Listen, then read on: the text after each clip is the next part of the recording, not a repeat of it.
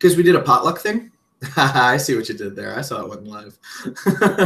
I didn't get a lunch break today because we did this potluck thing at work, and that's usually when I watch my new movies and stuff. So I'm still halfway through Blade Runner, but it wasn't a bad day. Just not a good media day. Blade Runner. First time. Harrison Ford hates talking about Star Wars, but loves talking about Blade Runner.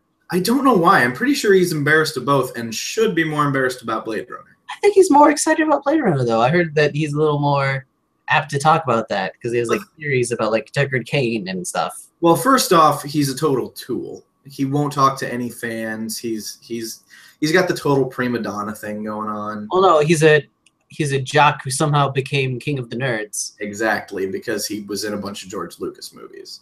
Right? So he's not a fun guy to talk to. He doesn't have any fun. Like Mark Hamill, he's totally into it. The dude writes comic books. He goes to conventions. He'll do the Joker voice. He's a nice guy. Mark Hamill's the best. Oh, yeah. Also, I'm calling it now, Leia's the villain. No, Leia's not the villain. Leia is Palpatine.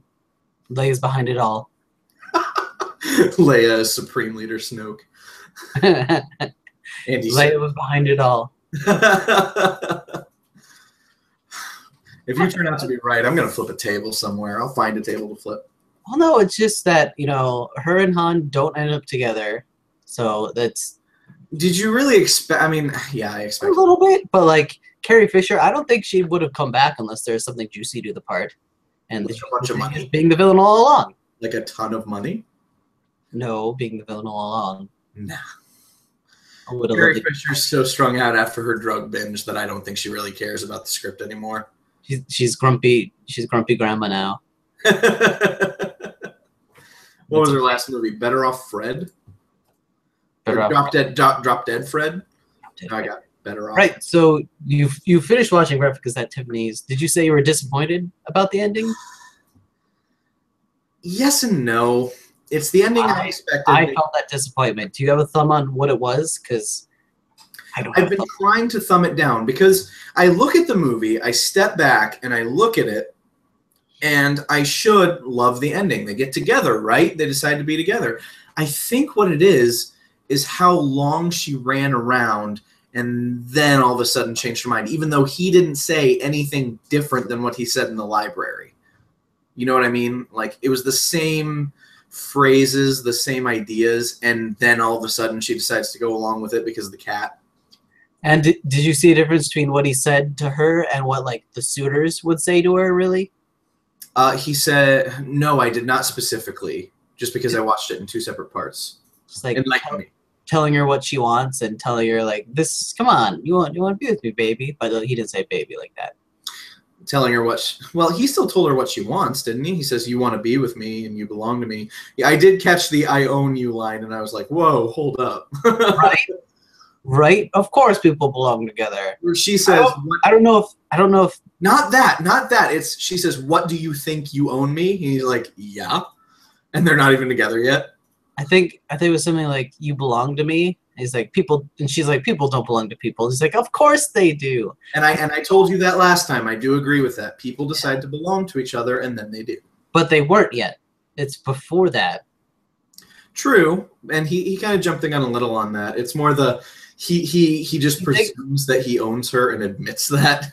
That was a little straight out of left field for me. Between that and the drug informant thing that's a little bit dropped and kind of addressed, but kind of shrugged off. Addressed because, I mean, she can plead innocence or she can plead ignorance rather, not innocence. So there is that, and I did expect that. She's already a dame, so she's not going to get convicted for this. It's like a celebrity going to jail. This is all a formality, and they're going to get out in a few months unless they're really messed up. Yeah, like they maybe could have gotten her if they went for a conspiracy and charged everyone together because they wanted they did that kind of thing. But exactly, but then they don't want to because this is this innocent girl who's smiling for the press cameras. She's completely compliant and willing to sell out everything, every weather report she's done. So right, it also kind of reminded. Oh, in that part, I feel like you wouldn't be smiling if you were arrested. but maybe like you should. But that reminded me of like Gone Girl when Nick smiles for the camera and everyone just like, this guy just murdered his wife. Why is he smiling? 4-0. Sorry. Cardinals game is happening, and I'm stoked. Okay. It's bottom of the 8th, and it's 4-0. Take that, cursed Cubs. I don't believe in curses, but it's fun. Yay, baseball. So, let's see. I wonder if you got any more word from Bethany about why she kind of didn't like the ending? Bethany never remembers. She just remembers that she didn't like it. She remembers emotions more than plot lines or even character names.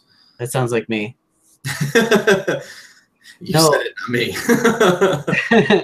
No, that's yeah, I don't remember exact lines from things unless they're like $2. In which case it's repeated 18 times. We'll get to that. Or I'd buy that for $1. Or I'll be back. I'll have what she's having. I'll have what she's having. Harry Met Sally? Oh man, Harry Met Sally is a blur for me. That's okay. I saw it on television. That's the one line I remember. I more like watching Billy Crystal freestyle with dialogue than I love that movie. Freestyle. This is the Ballad of Ray. You're gonna have to play that like as an EP someday for this when we run out of stage. I think that's the plan. Like they want to take me up on stage and do it live and like never record it. I'm like, no, record it. I want to put it. I have internet videos I could stick that on. Okay, so do you want to get into it or do you want to keep talking generally? I have one more thing to say. Oh yeah, speaking of feeling stuff, like as there's one episode of Steven Universe. Nostalgia Critic just did a review, and their observation of it was like very true to like how it was. But it's called Together Alone. Okay. And something like magical happens to happens to Steven and his friend Connie, and the story isn't really told and it isn't really shown. It's more like felt. Like if you watch the episode, then it's never really explained to you, but you kind of feel what's going on. Sure. And I thought that was like exactly what the episode was, and I just rewatched it. It's totally true, and it's an amazing show overall. Sounds like it. Yeah. So anyway, Better Off Dead. I was not expecting to literally see suicide attempts in that movie. Real suicide attempts repeatedly. Like several actual instances. There's a gassed by the car and hung, and he's hanging off a building. So real quick, should we describe the movie first, or just get into it assuming the viewer knows what movie we're talking about? Let's... I don't know, because I had no idea what was coming up for this movie. Neither did I. It was on my Ready Player One list, and I love it. So, I mean, even just a brief synopsis here. It's a teen movie from the 1980s, set in a small Colorado town, and I feel it's about John Cusack's character. It has a girlfriend who breaks up with him at the beginning of the movie and decides that life is not worth living because he loves her so much. And so through various failed suicide attempts and some very clever writing and some very funny comedy, we get one of my new favorite teen movies of all time. I don't know about clever. It's definitely not the most clever. I would reserve the word clever. Did it make you laugh? I mean, I guess. Sometimes. It made me laugh. It's a very disjointed kind of 80s teens movie where parts of it felt very modular. Maybe so, but isn't that teen life in general? No. Yes. No.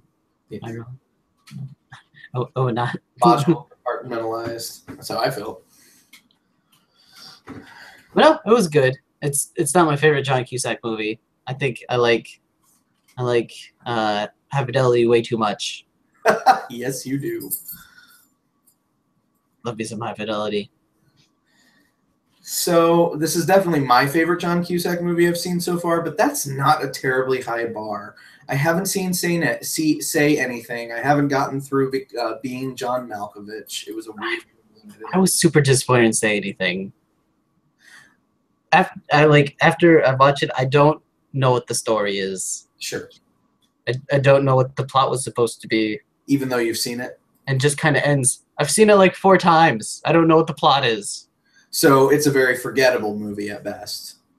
Well, no, it's not forgettable at all, though, because I remember all the parts. I just can't say there's like a cohesive plot in there. It's weird. And it just kind of ends at a spot. So,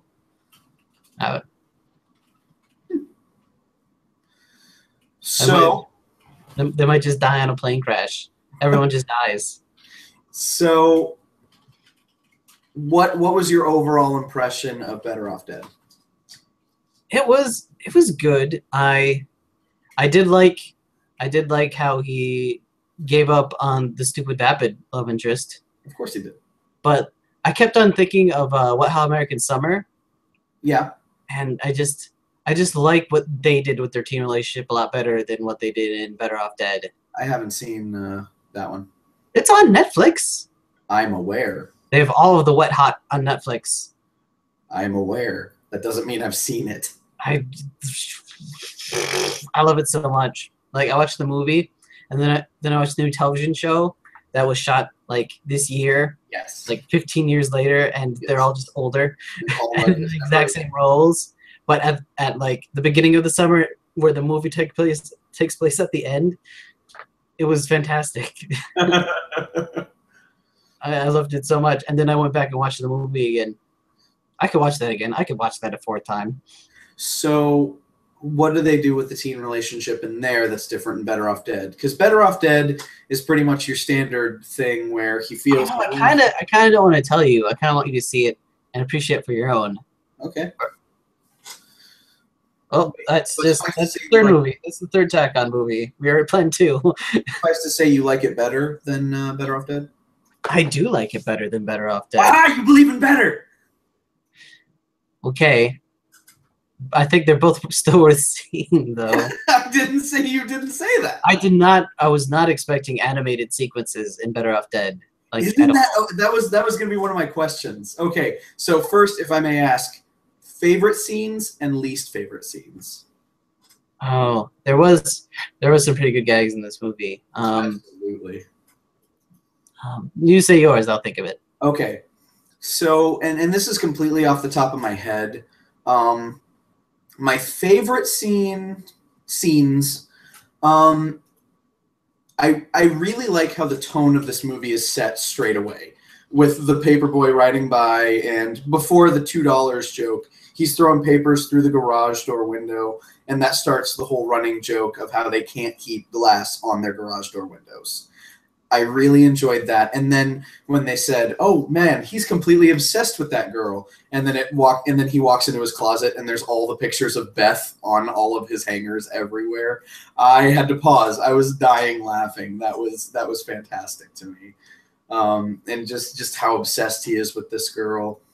I mean, I liked all the scenes. I don't particularly have a favorite, but like I said, I like that scene.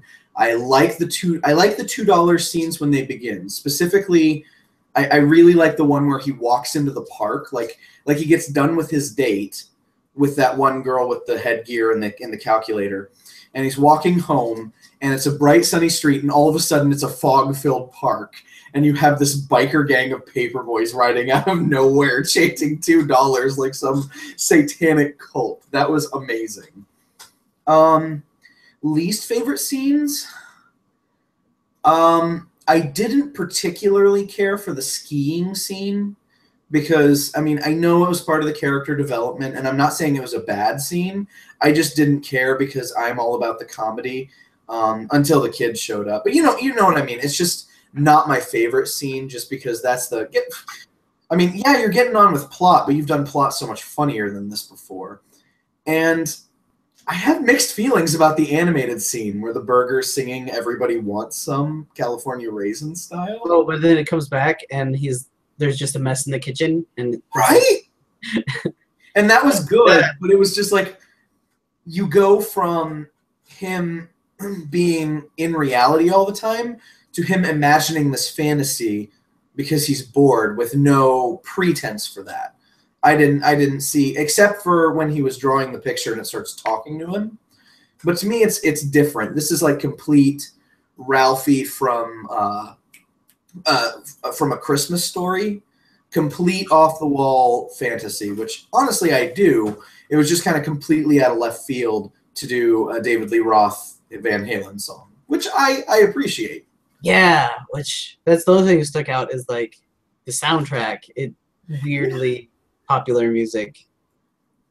I'm glad I don't see that a ton in movies today. I feel like I don't. Well, some movies still do it, like Zoolander still did it, but they did it with music from the 70s and 80s as an homage to. They did it in The Martian, but they like addressed it because it's like music that he's listening to, so it didn't feel terribly out of place. Right. Like when you hear the Better Off Dead song, it's because they're in a school dance together and she's singing that song. Mm-hmm. So it fits completely. It's not, and I thought that fit really well. I don't remember a favorite scene because I did. That's fine. Are any? I do have a least favorite scene or series of scenes. The foreign exchange student with her family or the adoptive. The language of love. The host family. The creepy host family scenes. Like at first I didn't understand why they were there, and I was just like, "What is going on? Why is this here? Why is this guy hanging over her? This is very uncomfortable." National language of love. That sounds like the worst.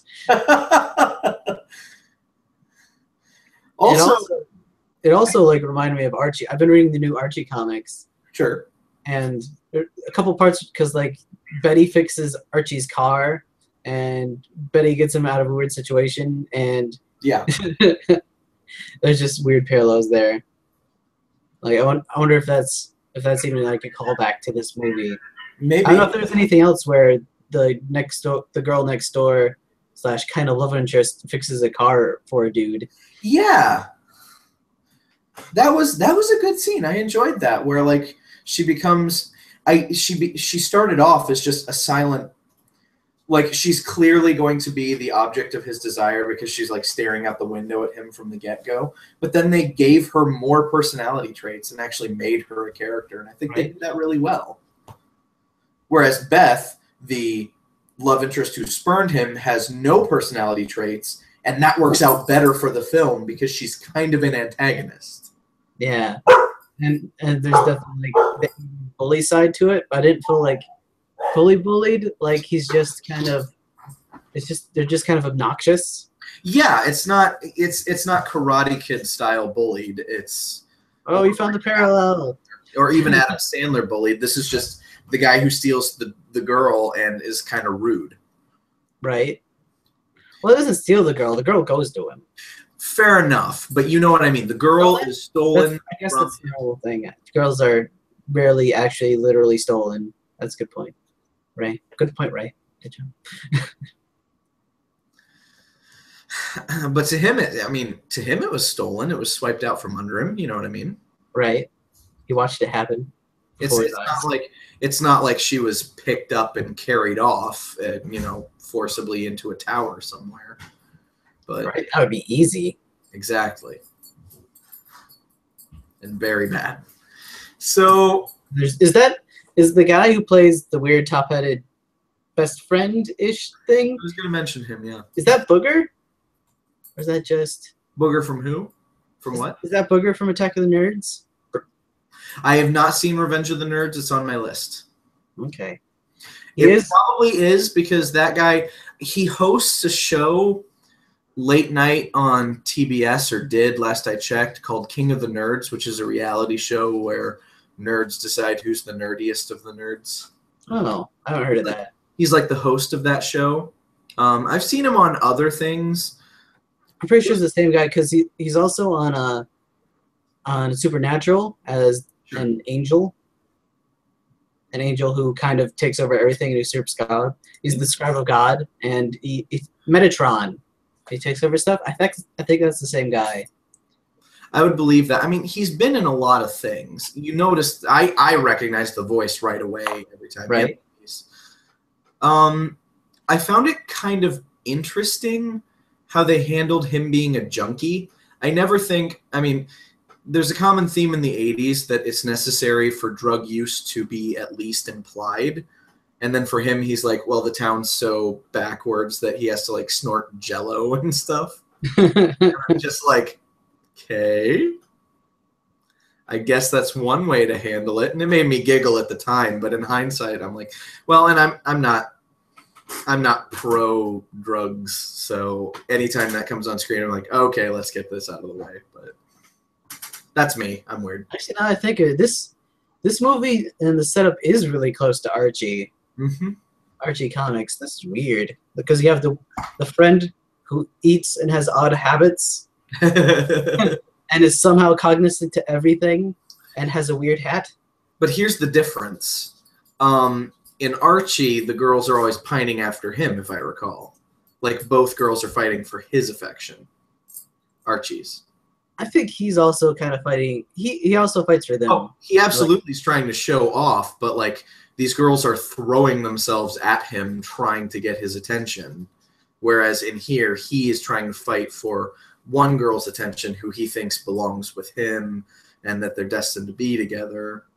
And oh, that's actually a favorite scene is where they're sitting and talking and it's going into their heads about the booger thing where he wipes his nose. Just, do you remember this one? Oh yeah, where it goes back to like when they first met or whatever. Yeah, the love at first sight flashback. That was, I really enjoyed that scene where they're still talking, but they're like, "What? Is there something on my nose? Is the booger moving? Oh my goodness!" That made me they're both like wiping their face. Yeah, no. like obsessively wiping their faces. Oh, it made me laugh. Oh, and you mentioned that you recognized the one guy's voice right away. Whose voice I did not recognize at all? John Cusack. Like, how young was he? He didn't have his John Cusack voice. I was so confused. Oh my goodness, I don't know. It doesn't sound like any like other John Cusack voice that I've heard. Ray, is there any way we can pause this? My dogs need to go out. I don't know. Or stop broadcasting. Or maybe you just want to read to our viewers while I take care of this. Oh, that sounds like something I could do. Come with it, Heights. Pause on Better Off Dead. I'm going to let my dogs out. Come on, pups. Let's go outside. We'll go outside. And now an intermission. Let's.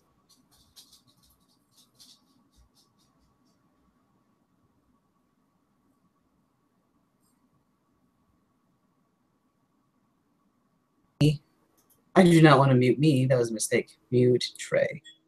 There we go. That's how things are done. All right. Classic literature. Wuthering Heights by Emily Bronte. 1801. I have just returned from a visit to my landlord, the solitary neighbor that I shall be troubled with. This is certainly a beautiful country. In all England, I do not believe that I have... Oh God, I cannot read. This was a terrible idea, Trey.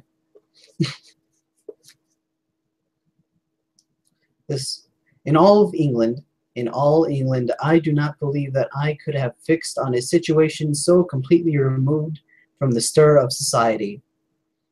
A perfect misanthrope's heaven, and Mr. Heathcliff and I are such suitable pair to divide the desolation between us.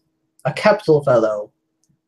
He little imagined how my heart warmed towards him when I beheld his black eyes look-jaw so suspiciously under his brow. As I rode up, when his fingers sheltered themselves with a jealous resolution still further in his waistcoat, as I announced my name. Mr. Heathcliff, I said. A nod was the answer. Mr. Lockwood, your new tenant, sir. I do myself the honor of calling as soon as possible after my arrival to express the hope that I have not inconvenienced you. I'm back. Stop reading. I'll finish this paragraph and I'll unmute you. Okay. Oh, apparently I just muted you. Okay. Unmute. What? The worst. Yeah, I have the power to unmute. There we go. Oh, do you? Okay. I guess. I don't know. Make sure the director's on. All right. Oh, that was fun. So Better Off Dead. Better Off Dead. Is there anything more we want to say about it? I really enjoyed a lot of the gags, with the exception of $2, which started off amazingly hilarious. Like I said, it's one of my favorite scenes that includes that joke where the paperboy is demanding $2 for the paper service, and he's not getting it, so he hunts down John Cusack for the $2, and that's what he says. And it really reached a climax when he just appeared on top of the car, and they had the chase scene with the kid grabbing onto the car. And then he shows up one more time for that final skiing scene, and he's still yelling $2, $2, $2. He falls off the cliff, lands in the snow. He says $2. By that point, I was said he wasn't dead. If they were treating him in a pooled pile of blood, I think that would have been hilarious. Yay, child death. Otherwise, there's like no repercussion. Comedy needs consequence. No, it doesn't. It totally does. Otherwise, it's Looney Tunes never has a consequence. Wile E. Coyote falls down the cliff, lands where he should die. Next scene, perfectly fine. But it still shows that he's in pain and stuff. I guess it showed the kid was in pain, but I'd rather if it was dead. Exactly. No. I'd rather if he was. You're thinking of a black comedy? That is not a necessary ingredient of comedy. Well, this was a black comedy. No, it wasn't. It was silly as hell. Well, you have suicide. And failed suicide attempts that he was never serious about. Which is terrible. It would be a black comedy if he tried this. It's an exaggeration of the teenage mindset. Oh, everything is worthless because my girlfriend left me. But he never succeeds. He never even tries. He always snaps himself out of it. And then something happens that almost makes him go through with it. But like for example, what am I doing? I have more to live for than this. And then the door opens and then he's dangling and trying to save himself. So it's not a black comedy, because if it were a black comedy, every time he would fail, somebody else would die. Or something similar. It's a teen comedy with dark suggestions that are quickly glossed over, actually. See, I don't think you could do that with the subject matter of suicide. No? No, I think... I actually didn't like that as much either. Yeah. It played into how silly the movie felt, like mishandled overall a little bit. Okay. That might just be because I want to make movies. I do completely differently. And I'm not saying it's the movie that you would make, but I enjoyed it for what it was. I want to make Archie. So, Karate Kid, I think the movie that everyone would have made. Oh, it's amazing. I mean, you have the director of Rocky making another teen movie. Or not another teen movie, but a teen movie. Okay. I'm going to level this charge at him. This fuck cannot put music sections in a movie that aren't jarring and terrible. That is true, and I think that's part of the 80s synthesizer fad. Well, they put a bunch of like actual songs in there, and they all feel jarring and terrible. Like the Best Around playing at full volume over the regular audio of the... Yeah, and they're like moving, and they're playing a radio, and then he's at a party, and then it switches to like slightly later in the party, and there's a different song, and it feels terrible. I hated just about all the music intermissions. Not the best music, but it didn't need to be. It was a kid's movie that, shows a kid standing up for himself. So, two perspectives, Ray, and I'm going to ask you these because you've seen it recently. I'm going completely off of memory here. You watched it from these perspectives. First perspective. Ralph Macchio, Daniel-san, is the bully. True or false? I think there's merit to that. Yeah? Because it's not like it's not a pure bullying thing in it. Because in everything, he makes a choice to exacerbate the situation. He does have that Jersey attitude about him. Yeah, the bullying is a little bit his fault. But and even there's the Halloween. Is it a Halloween dance? There's the a one Halloween where the guy's dressed up as a skeleton and beats the poop out of him. Yeah, and at that point, everything's pretty cool. Like with the other guys, like he's shaky for them, but they're not like actively like seeking him out. And he does the thing where the kid is in the toilet for some reason, but he's like in a singlet, right? It's not like a butt flap or anything. The kid's in a singlet, skeleton costume, and he's in the toilet with headphones at a dance. Like, I just want to take a minute. Like, what the hell is this kid doing? Like, doing drugs, probably. Is he doing drugs? Probably. He's listening to headphones. He has a Walkman. He's holed up in a stall. He asks for a couple more minutes to his friends, but he stands up so you can see him. Yeah. Like over the stall, and he has the headphones. Like, is he in there crying or something? Is he being sad? Is he?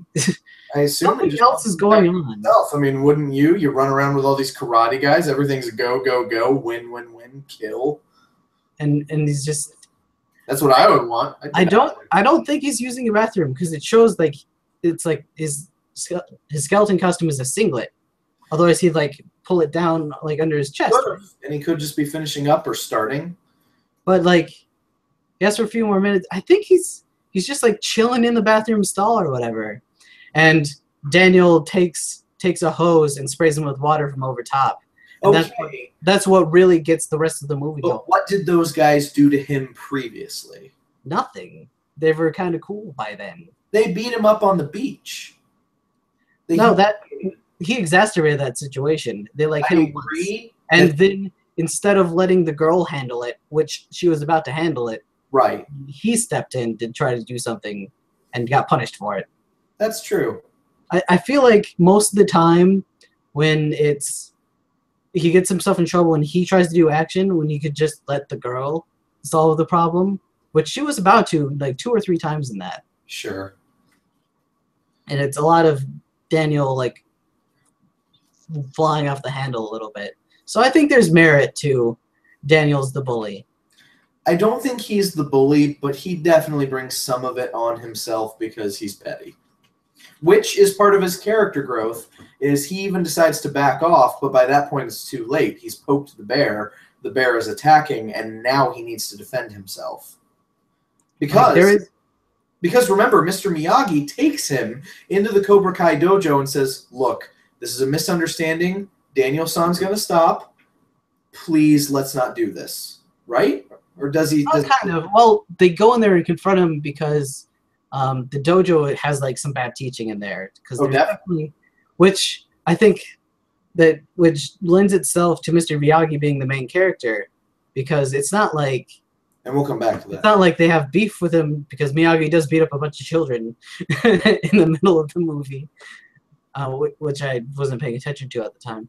But Miyagi beats up a bunch of children. But yes. What was it? Oh, they're teenagers. It's not until he learns that like it's the dojo's teaching, like you're doing this to fight. If someone comes to you on the street, they're your enemy. Your enemy doesn't get any mercy. Exactly. So from that point, Miyagi knows if Daniel-san is caught with these kids, they're going to try and kill him, or at least beat him up. Not necessarily. Well, I think it's more now Miyagi wants to take down like the dojo, or at least take down the dojo a peg, or he wants to show the kids the weakness of their dojo. But Miyagi doesn't really seem to care about anyone except Daniel-san. Oh yeah, but he doesn't jump into action until he learns about the teachings of this dojo. And then he exacerbates it when not exacerbate, but he accelerates it when he gets in the dojo and he sees the actual when he confronts their teacher about it. Right. But I do love Mr. Miyagi overall. I was gonna say that brings us to they, our they get second. in the tournament and it's like, okay, what are the rules of this tournament? He's like, I don't know. Your first time, my first time. By the way, Daniel-san wins with an illegal kick to the face. Right. They say no kicks to the face. He kicks him in the face and wins. They were doing a lot of illegal things in that match. I think at some point the ref just like took it off, just ignored it. Probably. But like there's some other guy got disqualified and Daniel just takes abuse, which I did like that. Then Daniel deserved to get the crap kicked out of him. Well, so then second perspective to watch it from, Katsuki Miyagi is the main character. True or false? I think so. That has probably more merit than Daniel is the bully. I would agree. I mean, obviously, the movie is from Daniel-san's perspective. I don't think there's going to be. You can paint some lights that say he's the bully, but at the end of the day, the Cobra Kai dojo is filled with a bunch of sociopathic murderers. Well, they do like hesitate when the sensei. They do, but they're being trained not to hesitate. And when they're out in actual situations, when they run into, obviously Daniel-san and what's-his-face don't get along at all.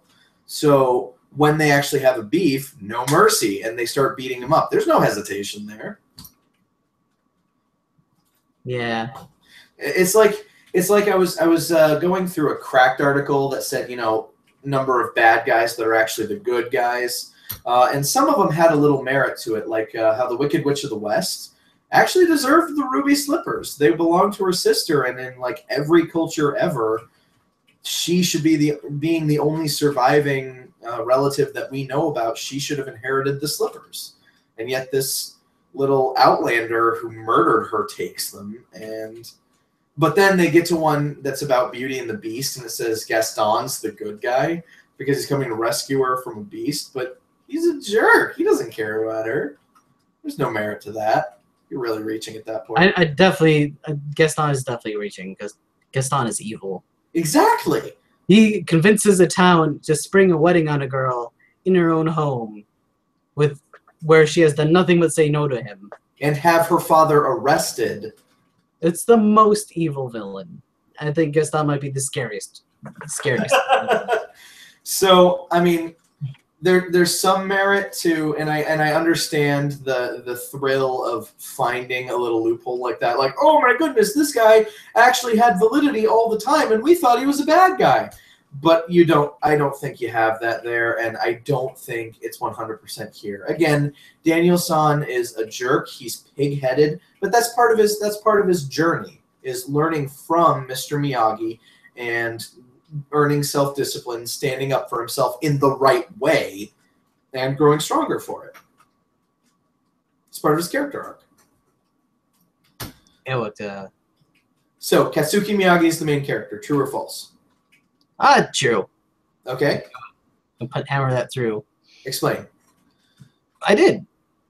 Explain more. No, I did. Okay, fine. Because I feel like there's not a form to the bullying. It's just like, there's some kids at school and they could beat on me when they all get together, but I want to talk to this girl. There's not really a form until Miyagi's with this kid and Miyagi learns about the dojo, and then it comes to Miyagi going up against the dojo, and it contrasts like Miyagi's method of training, like the real kind of training where like it's about being calm and it's about defense, and it can mostly be used so you can then wipe off cars. Yeah. And it contrasts that to the other one where it's all violent and it's hit and it's thinking about the enemy. Like, Daniel-san is not thinking about fighting. And now I'm saying Daniel-san. I'm a little angry at you. So Daniel... What? Daniel is... I think when he fights, he does not strictly think about, like, this person's enemy. He thinks... He's probably still thinking about waxing the car and kicking the and... Because that's how it is. He gets the balance and then he kicks people. He was probably not even inflicting that much damage, I don't think, other than just hitting an undefended stomach.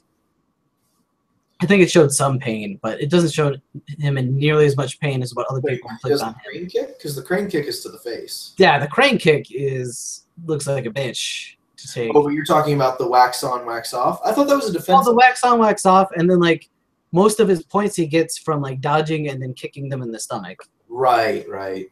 Because most of his moves that he was taught are defensive in nature. Right. Paint the fence is block that. I mean, I still don't understand why the hand has to do this thing. I don't like. I think that's part of karate is so that you can be ready for like a direct strike to the neck or face, or it's like a praying mantis style. It's like a whole thing. I don't feel very much strength in my wrist. I feel like someone can come down and like, oh fuck, that's. I don't know. Right, but that's why you're blocking with up here. That's where the force is. Yeah. I don't know. And so then your hand is free to pluck. See, I punch like a stealth fighter with the wings out, and then that cuts down aerodynamic drag. Well, sure it does. Totally. That's legit. I'm not gonna mess with you. You don't mess with somebody who punches like this. No, you don't. Not at all. So, any closing thought? Oh, if I may ask a follow-up question, have you seen the Jaden Smith Karate Kid? I haven't. Okay. I recommend watching that because I feel I love the old Karate Kid probably a little bit better just because of the heart and the soul of the movie. Plus, I'm just a sucker for 80s movies. But the new one does some things better. I will agree. And if I may point them out, for example, Mr. Han is definitely a contender for the main character of that movie because Mr. Miyagi, he loses his wife in childbirth while fighting for the Americans, right? Mm-hmm. And I know we don't delve into that a whole lot. He just gets drunk and talks about it, and then talks about she and the baby died in childbirth, and that's sad, and that's done well. But in the Jackie Chan version, he is responsible for his wife and child dying in a car wreck. So every year he builds a car and then smashes it. And so he has a much more personal link to that, and you feel it a lot more. Also, so like, Daniel-san is doing wax on, wax off, paint the fence, and there's no real reason to do that, although I did like your explanation now of like, it's not an enemy, he's just painting the fence. It's just muscle memory, and I don't like that. But for the most part, there's no reason why he needs to paint a fence. He could just be learning these moves. Whereas in the new one, they give a really good reason as to why he's learning Kung Fu by doing these random things that don't look like they're learning Kung Fu moves. And because the message is Kung Fu is everywhere, and it's in everything we do. It's in how we treat people. And that way, it's not just Kung Fu. It's not just a bunch of muscle memory moves. It's a way of life to calm your soul and make you a better person. And I like that. Calm your soul. Calm your soul. You're from Jersey. Learn to chill the fuck out. They don't do that. Is Jaden Smith from Jersey? Is he doing a bad Jersey accent in China? He's actually from Detroit in this one, so. Oh. Yeah, that's where black people come from. Detroit. That's right. It's terrible. All right, what else do you want to talk about? I don't think I actually lost my... Oh, there's my red notebook. Yay! Did I write anything down? Oh, that's it. The one thought I had. Okay. They introduced that they're in Greendale. First, I thought Community. I'm like, so yeah, that takes place in the same town as Community, the show. That would be amazing, right? But the thought that I had, I confused Green with Sunny and Sunnydale. I'm like, pre-Buffy! Which that would also explain weird singing hamburgers in the middle because they're on a Hellmouth. Yes. Everybody wants some. Oh, they got the mustard out. That's from the musical Buffy, right? Right? Yeah. Oh, so good. Oh, man. So, do you want to talk about next time? Is there anything else you want to bring up? Yeah, there's nothing else. I think I talked about everything I felt from the movie. Do you have I guess favorite and least favorite thing does not apply to Karate Kid, but that definitely applies to like to the comedy movie Better Off Dead. Yes. Any parts you would have left out of Karate Kid or changed? Oh, I definitely would have done something with that music, or just killed the licensed music altogether. Because the music for the movie isn't bad. It feels bad though. It feels jarring. I think it's not edited in well, but I don't think it's badly composed or written music. It might be not edited in well. It feels so wrong and stuff. I don't know. I do know it feels wrong. It definitely like feels too loud and takes Lou a little bit out of the movie. I mean, it's almost to like microtransaction and interrupting video game immersion kind of thing. Pay 50 cents more for this gun. It's like, oh man, this space is so dead. There's things that are trying to kill me. I need to get enough ammo. I need to upgrade this gun. Oh, I could pay real money for it. Oh, I'm playing a video game. What? Oh. The space is so dead. The space is so dead. I appreciate me the most. Is that Gary?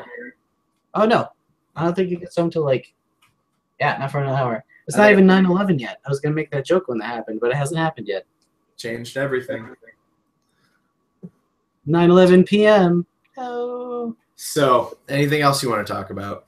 I think we're good for now, other than totally watch Steven Universe. I think I'm gonna add a third movie to our pile of just Wet Hot American Summer, just to go in with the 80s. This is a retro 80s movie because it actually was made in 2001 or 2002. Okay. But it takes place in 84, 81, 71. I think it's 81. I've seen a couple episodes of the show out of the corner of my eye while playing Fallout New Vegas. I do love the show also, but some of the characters are completely different. Like I feel like what's his name? Michael Ian Black? Is he the guy that got fat? Maybe. The one that got fat. I feel like his character is a lot. That main character counselor guy? Yeah. The guy who's kind of the main character of the movie, but not really the main character of the show. I don't like his storyline as much. Like with his show, I might be thinking of the wrong guy. Yeah. Like he's really, really skinny in the original movie. Oh. And then when you watch the show, like he's pretty hefty. He's understandably older. and I feel like his character had some more teeth in the movie that it kind of lacks in the show. Yeah. Like everyone's.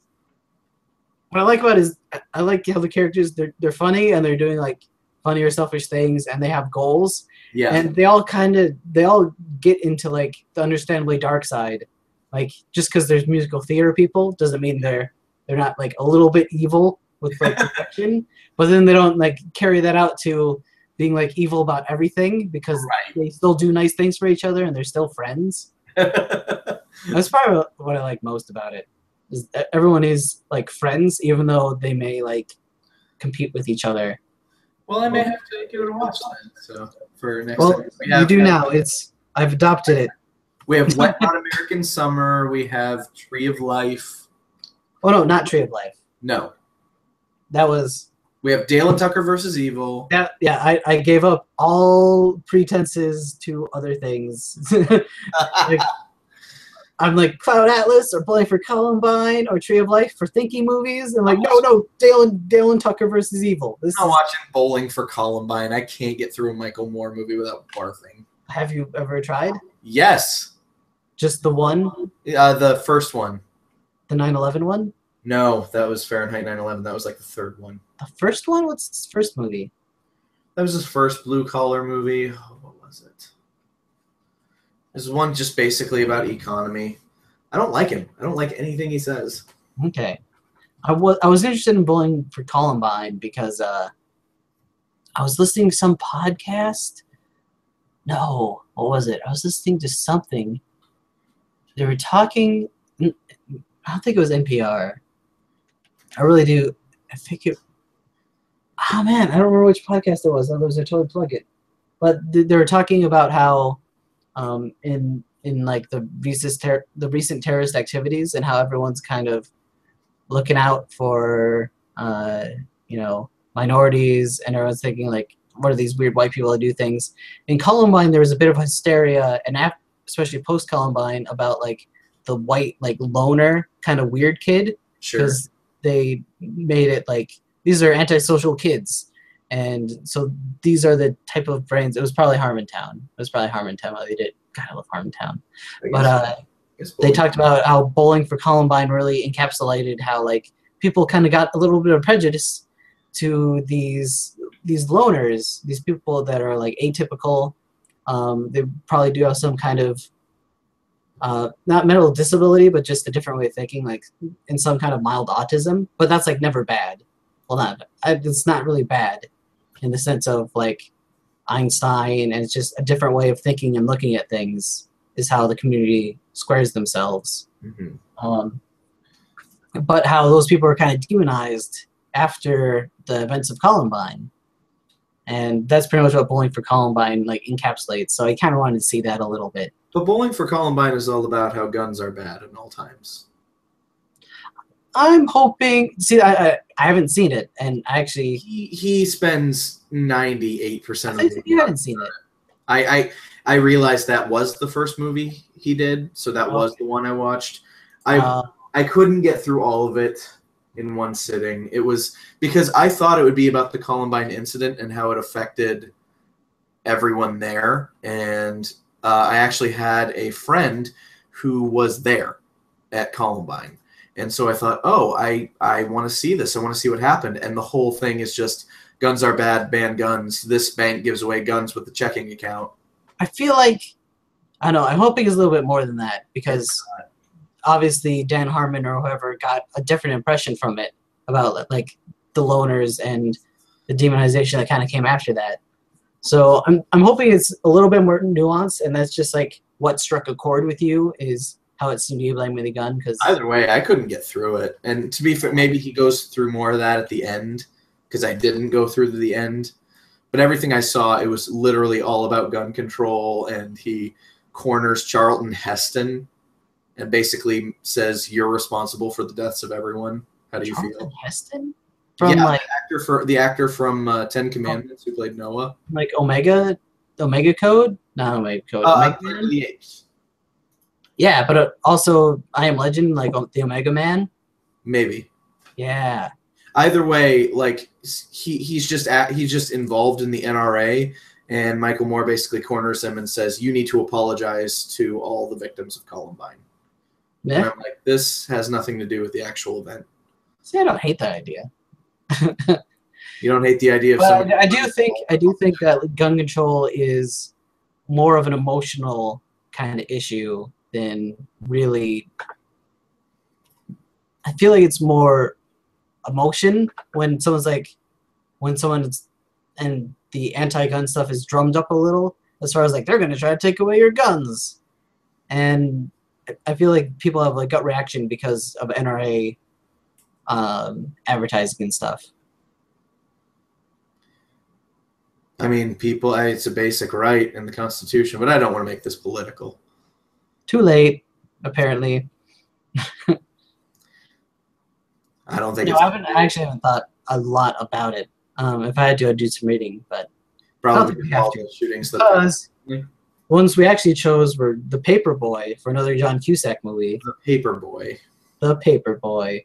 Look at everyone brooding. I see that. It makes me less excited about it. A racially charged film noir. Oscar-nominated director Lee Daniels. Oh no, he's not doing this. The Paperboy takes audience deep into the backwaters of a steamy 1960s South Florida to investigate reporter Ward Jensen, Matthew McConaughey, and his partner Yardley,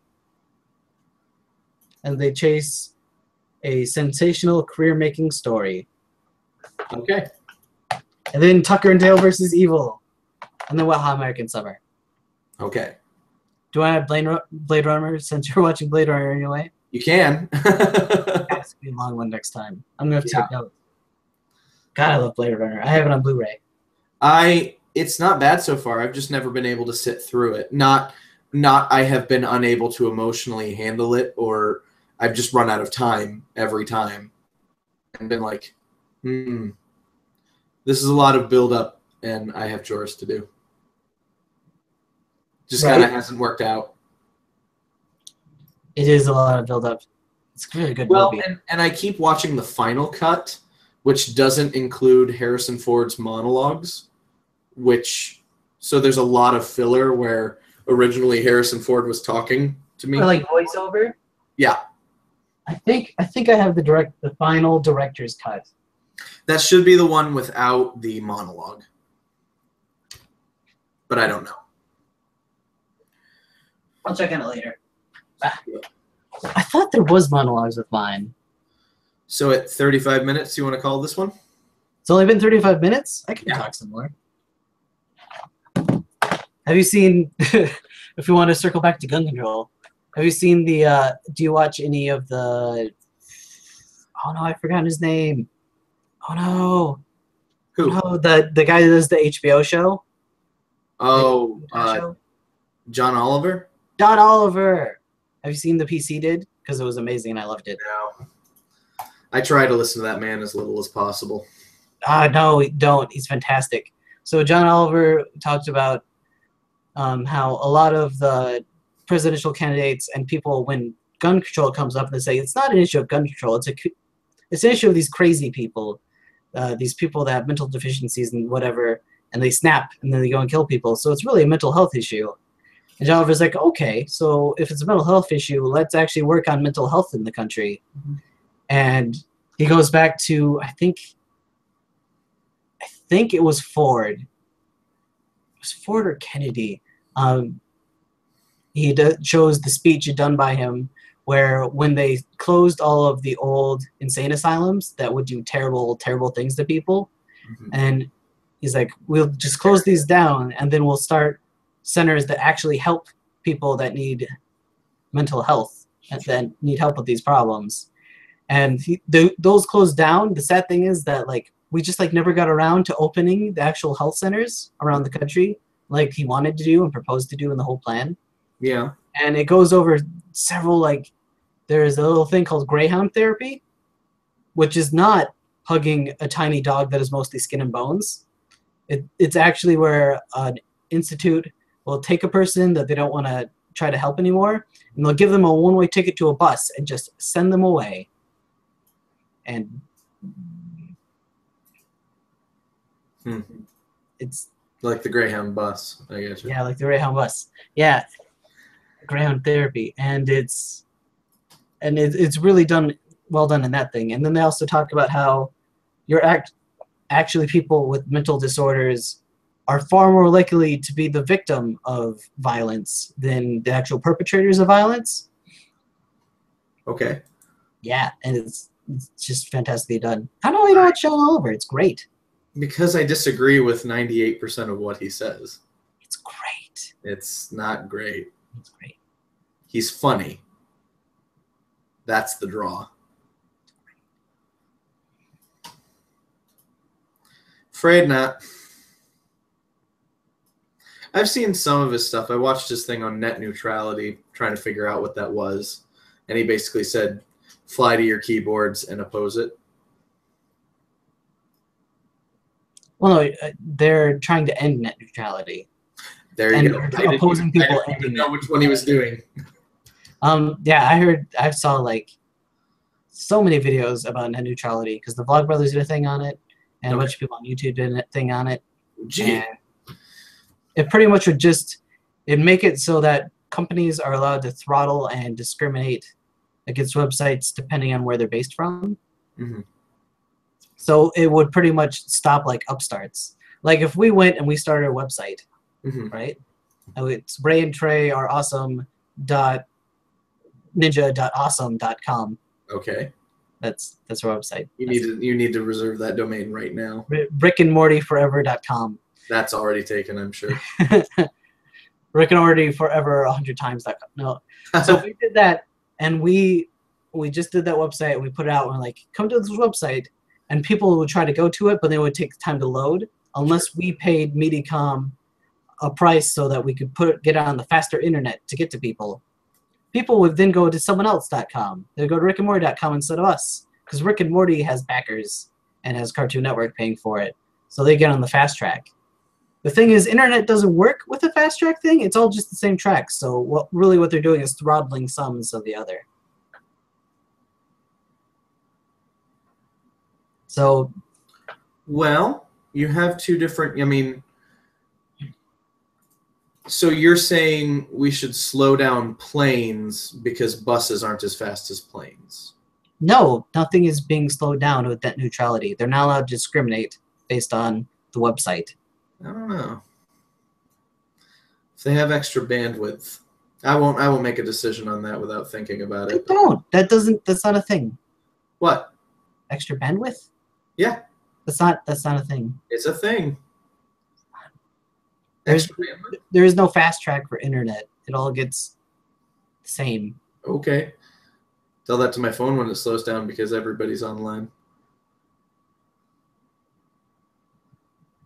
That is different. Is it though? Yes.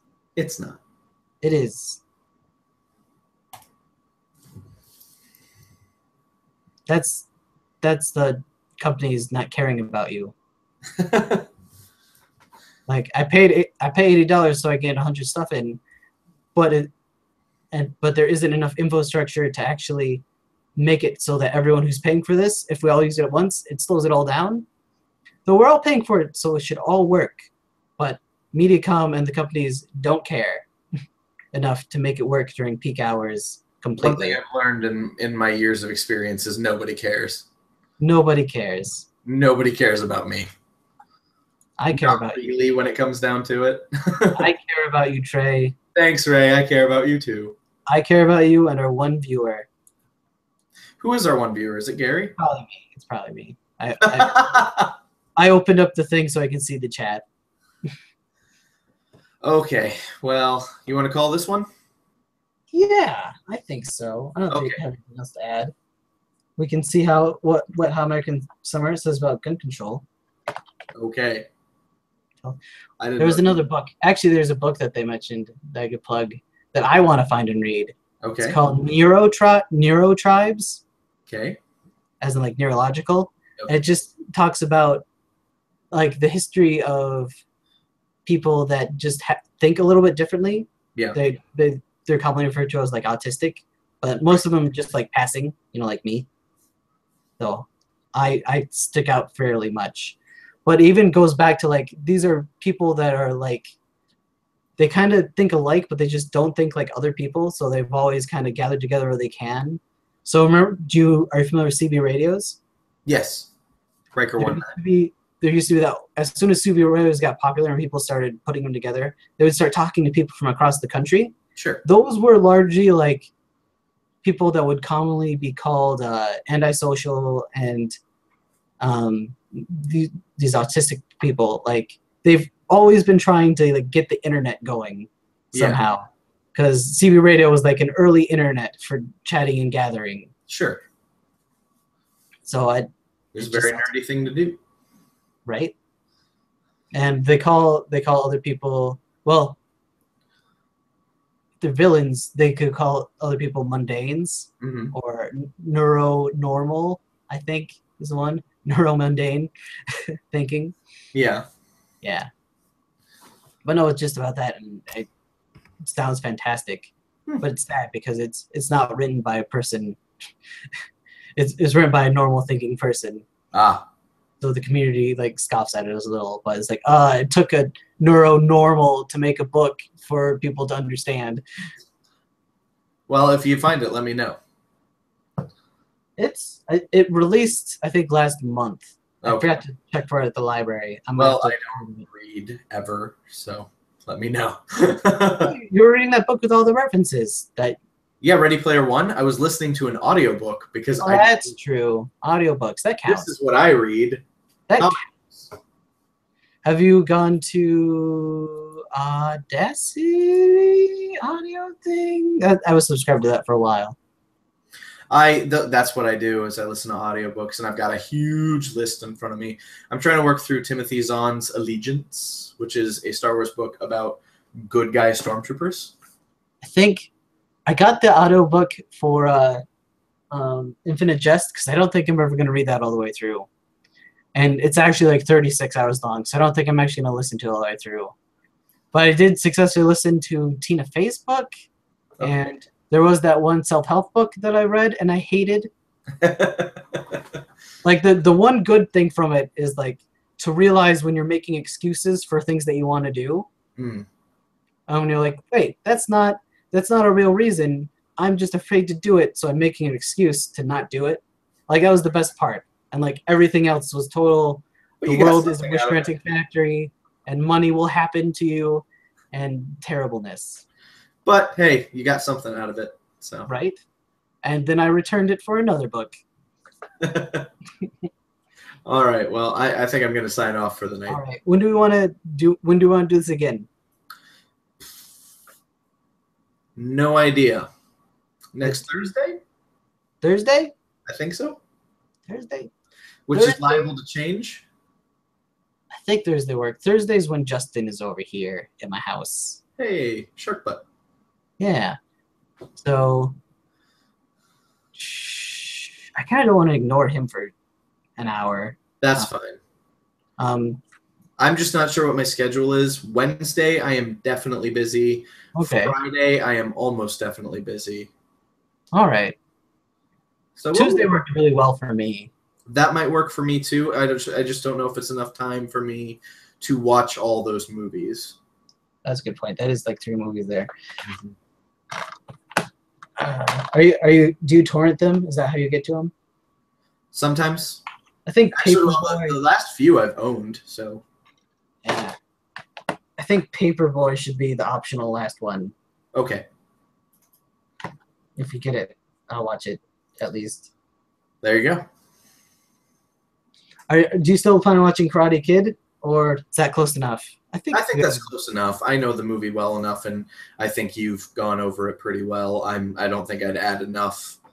I mean, I'll watch it again sometime in my life. I must show my children the glory that is Karate Kid. But you watch it and come back like, no, Ray, you're completely wrong.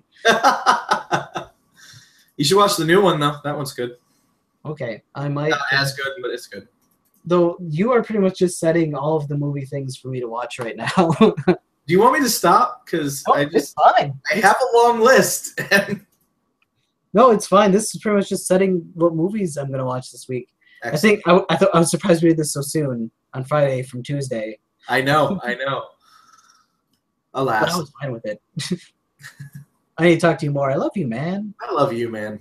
Even though we clearly disagree on gun control. Several things. Yeah. Hey, that's your freedom. So. Yeah, like, I think I really do. Well, the violent events keep happening, so we need to do something about that. But as far as me personally, the violent events always happen because we're people. But we're the only country where it happens regularly. We're really not. It really is, though. Only because of our population. If you look per capita, we're like 5th on the list. Well, like, these things don't happen all the time in India. Yeah, they do. People die all the time in India due to overcrowding, looters, rioters. My wife's cousin went to India, and she was in a relatively safe part of India with some really nice people. But there are several areas of India you have to avoid because they're dangerous. Because there's slums and there's like robbers, but that's not like someone going into a school, though. It's the same thing. Dangers happen. Dangers exist. Yeah. It's being brought to light because we are on the cusp of an election, and it's politically sound to speak about it one way or the other because Americans are so divided on the issue. So one way or another, it's going to get you votes. What? I do want there to be more light about. I do want there to be more light about the stigma with mental health. Okay. I do want that to happen though. But So you not think more the blaming politicians should get of active gun about control. mental health and funding that? I do want that to happen, but I kind of want that to happen independently from this gun control thing, because it's a separate issue from gun control. I feel like the person that most people that do gun violence are not kind of autistic that do it. It's just like normal people that do it. And that's the scary part. That's the scariest part about this stuff. I don't think it's normal people that do it at all. I think it is. Have you ever considered picking up a gun and going into a school? I prefer not to. No.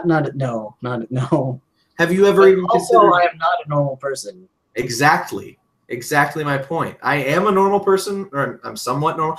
Fact is, nobody's normal. If I learned anything from Breakfast Club, it's that nobody's normal. And I do firmly believe that. I believed that before Breakfast Club. That didn't change my worldview or anything. Okay, we need to talk about. Did you watch all of Breakfast Club? Yeah, Okay. Want to talk about that for a minute? we can. Were you? The biggest impression I have from it is my brother was originally upset because he feels like the nerd should have gotten a girlfriend, and he's that crossed my mind, but the nerd didn't want a girlfriend. I think that's what the clincher with it. That he's very focused on school and he knows it's silly to have girlfriends. Also, I mean, look at the options he had, at least in that room. You have the prom queen, and you have the girl who literally talks to no one. The basket case. And I'm not saying these people are bad, but he only had a passing interest in the prom queen because she's the prom queen. And that's what you do in high school, is you want to date the popular, attractive one. Who was my prom queen? I don't think I even remember. Do you remember your prom queen? I was homeschooled. So you were the prom queen. I'm the prom queen. In that case, I want to get with you, and it's not just a passing interest. It's okay. Contain yourself. It's can't. the beard. So it's the beard. I do really like the Breakfast Club. I like the music. The music is done in Breakfast Club a lot better than, like, say, Karate Kid. That is actually my biggest problem with Pitch Perfect, is because her boyfriend says, like, the best movie music in the world is The Breakfast Club. They play 3 songs. Yeah, it's definitely not the best movie music. Yeah, that guy does not know a lot about music. I know he mentions the greats like John Williams, but why not get a little obscure with it if this is going to be his profession? Have him mention Howard Shore and Michael Giacchino. And I get upset because that's my arena. I know these composers. I know these songs from movies and video games. I love them. And this man who's supposed to be representing me is wrong. Like, Zoolander has some amazing music selections for that movie. And I don't even like the songs. The songs just fit very well and aren't shoved in your face and aren't harsh like you described from The Karate Kid. Oh, God, they're so bad in Karate Kid. But no. Yeah. What I actually thought about mentioning Pitch Perfect earlier, because I don't. Well, like, they're wrong about what happens in movies and The Breakfast Club, like, as far as how great that is. But I feel like they do music well in themselves, just because most of the time it is, like, contextual. I'm not saying they did music poorly, but in Pitch Perfect, he's like, "Oh, this is the best movie music ever." You mean the one song you remember is "Don't You Forget About Me," and that's the best movie music ever? No, right. It's a fantastic John Hughes movie. It has some decent music, but let's not get crazy here. Let's get a little crazy. I think it's okay to get a little crazy. You're talking about something that you love. But most of the Breakfast Club. Okay, no, probably the part that I don't like from the Breakfast Club is how they give the basket case girl a makeover. I feel like most of the movie is kind of, like, more leaning towards acceptance and, like, opening up a little to people. Whereas they actually changed her a little bit. Yeah, they, like, try to change her.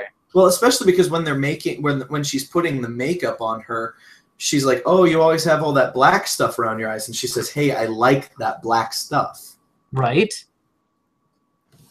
Yeah. Although, I mean, there's not any acceptance around the jock because he already accepts too much. So there's no accepting him for who he is because he doesn't know who he is. You know, he kept that kid and taped his butt cheeks together because he thought that's what his dad would want. And he's a winner because that's what he thinks his dad would want. And he shows off for his friends. And he doesn't really know who he is. So there's no real acceptance that can happen there, I feel. There's more discovery that needs to happen before acceptance because he doesn't want to accept himself. Yeah, it would probably be better if the jock guy got a makeover. It's like, you know what? I really like black around my eyes. That would be great, right? Right? That would be amazing. I would watch that. Emilio Estevez going full emo. I would not watch that. That would be terrible. It wouldn't be. It was just. That would be terrible. You're ruining the Mighty Ducks coach for me. No, what is it? There's some movie where like a guy's like a macho like football coach, and then like he clearly has eyeliner on. Really, like, eyeliner. Oh, and in Dark Knight, the mayor in Gotham. He wears so much eyeliner. Right? This guy always wears so much guyliner. Guyliner.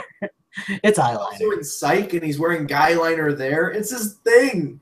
Why is this his thing? I don't know. Is it good? Should I start wearing more eyeliner? Just make my eyes pop under my glasses? I don't think so. Your eyes are beautiful. Make my eyes pop through the glare of my glasses. I was just going to say, I can't even see your eyes through the glare of your computer screen. I have to. Ding. I can't. Oh, there we go. It's nope, not working. Too much light. Ish. Yeah. Glasses. Like, I just get sad. I just get sad when I take off glasses. I can't see anything. We'll put them on. What? I said we'll put them on. So here's a question I have about The Breakfast Club. I mean, there's not much you can say about it other than watch it because it's a good movie. And I think it's a really good teen movie that shows all the different walks of life you can be in and how maybe you should accept it a little bit more. Like, everybody's trying to be something else, and this is an age of self-discovery, and so few people do that. Right? Like... And I'm not saying they necessarily should, because these are still very formative years. But, you know, it's not the end of the world. That's kind of the impression I got from it, because everybody was like, oh, our family lives stink. They're terrible. Everything is horrible. We're in school on a Saturday. Everything is over. I got an F on my ceramic elephant. Life is not worth it. And the point of the movie is, no, it is. Everybody's weird. Just deal with it. See, now if they would have titled Breakfast Club, if they would have titled that Better Off Dead, I would not bat an eye. And they didn't have to put really fit. The only time I mention it is in that one essay. Oh, that was something I hated, was Molly Ringwald, the prom queen. Mm-hmm. Still, I know. Wait, let's stop. I know who Molly Ringwald is. You don't have to qualify it. No. So... Actually, wow, that makes two characters from Psych in that movie. No, never mind. Two characters from Psych I mentioned. Because, anyway. So, the popular girl still makes the nerd write all of their essays. And he blindly goes along with it. I think a little bit is that, like, he wants to.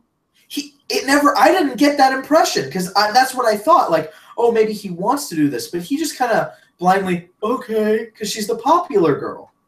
So everything they just talked about is undone. And they were talking about it right before this.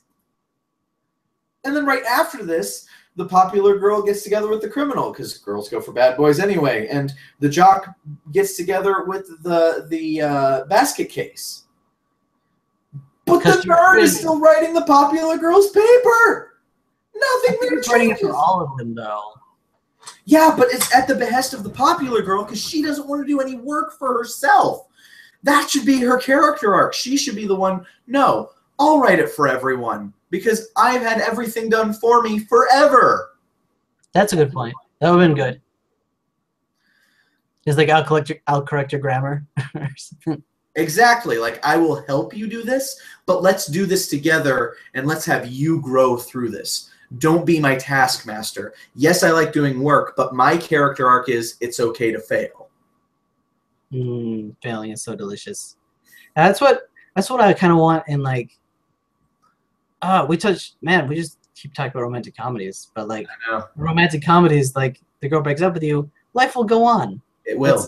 Life has an amazing feature, amazing superpower of just going on no matter what. And it rains and the sun comes up and it's like never appropriate. Well, I mean, a lot of these movies we're talking about are teen movies where life does seem over if you're unpopular in high school or if you make a mistake. So a lot of the messages are, no, grow up. This movie's being made by a 40-year-old who's making movies because life does get better after this. Well, the same for like The Catcher in the Rye. I've never read or seen. So you think most of the romance movies that you think I have a problem with, I don't think it's necessarily that it's for kids. Maybe it's more like made out of condescension. Like, this is what you think.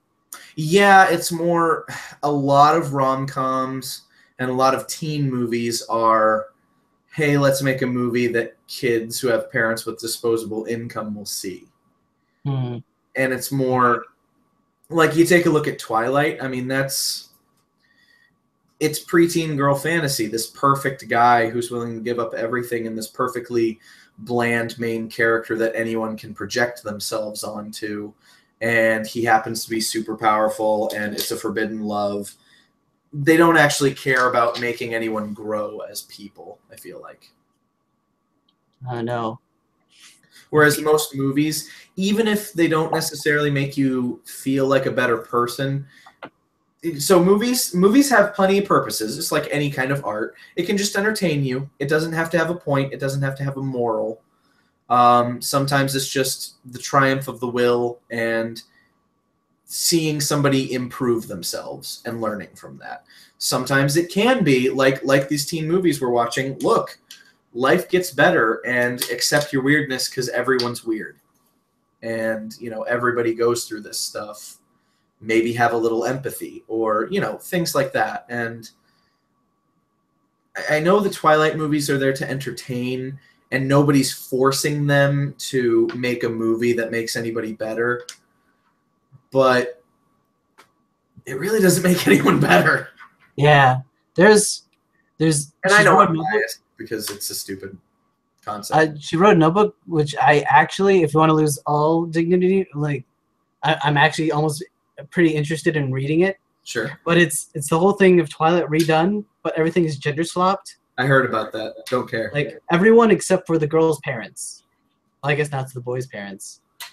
But I'm a little bit interested in it. Like if the Edward Cullen character is still a taller one, then I want to read it. If the girl is taller. Yeah, I love stories about qualifier if the girl is taller in this book. Yeah.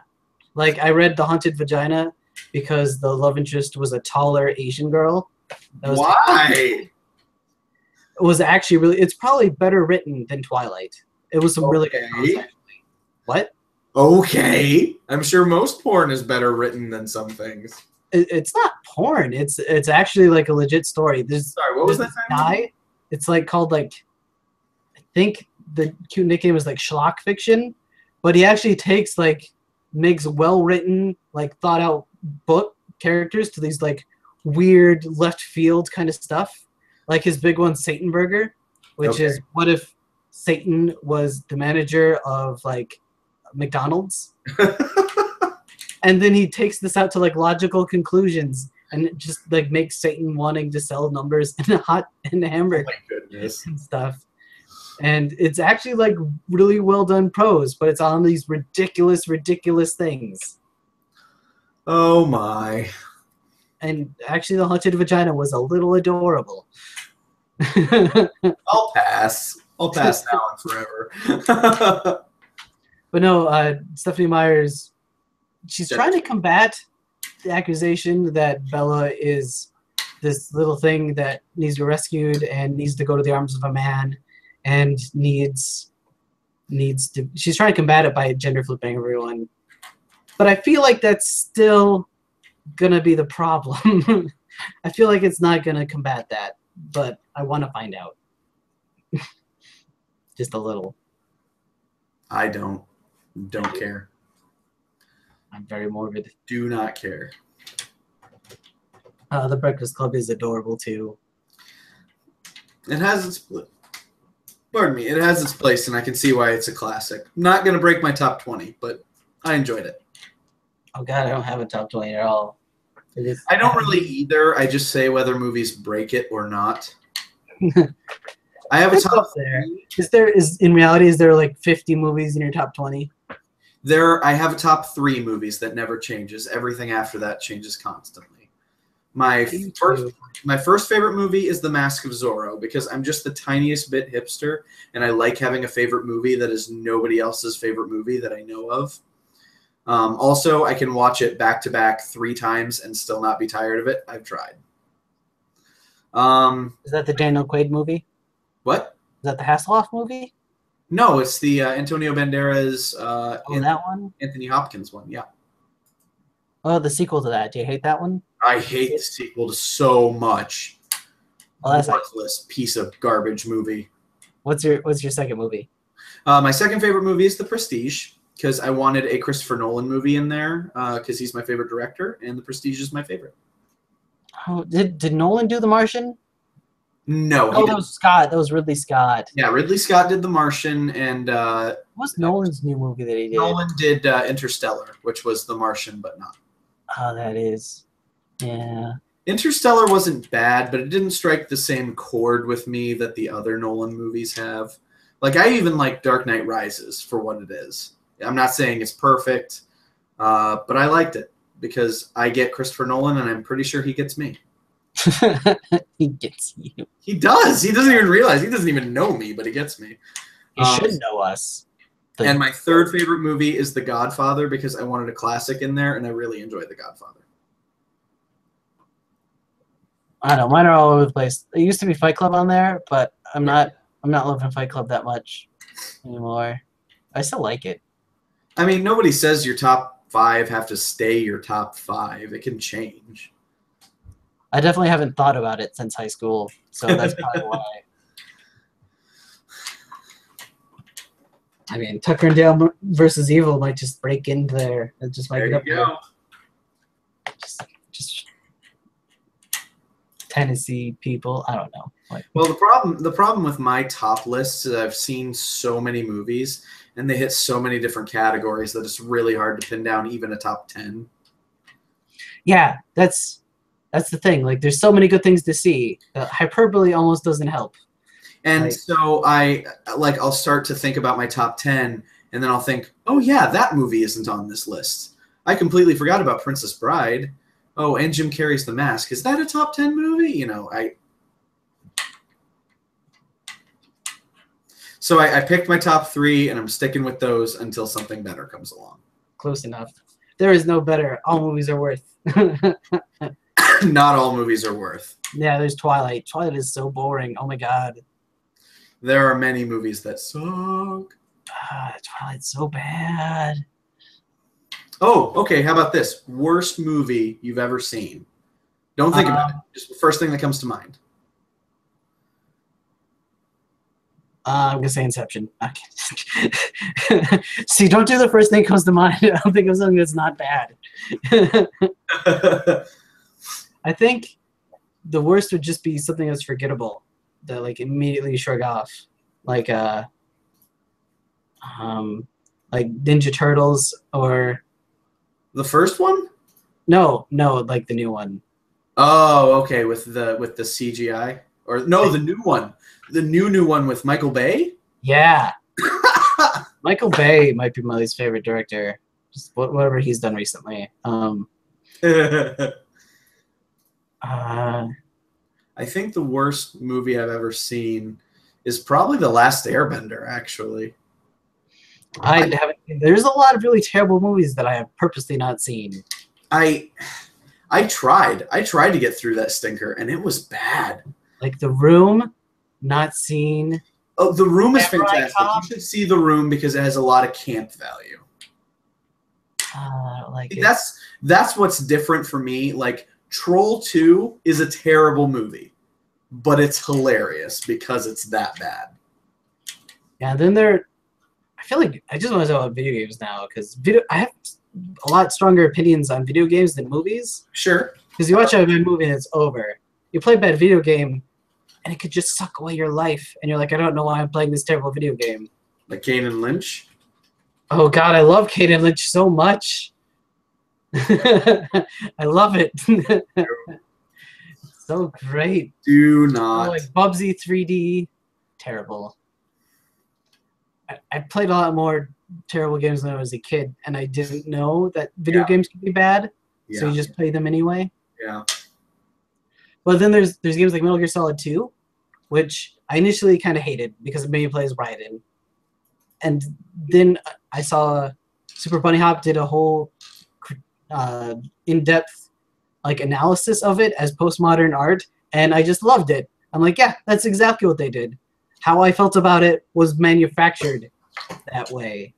Like, have you seen the new superhero thing by Miller? No. Google it right now. I'll Google it for right now and watch it when we're done. No, it's a picture. George Miller, superhero? Oh, Frank Miller. Frank Miller, Superman. Frank Miller snapped. Why are we doing this? Frank Miller snapped a long time ago. He doesn't make good things anymore. Look at it.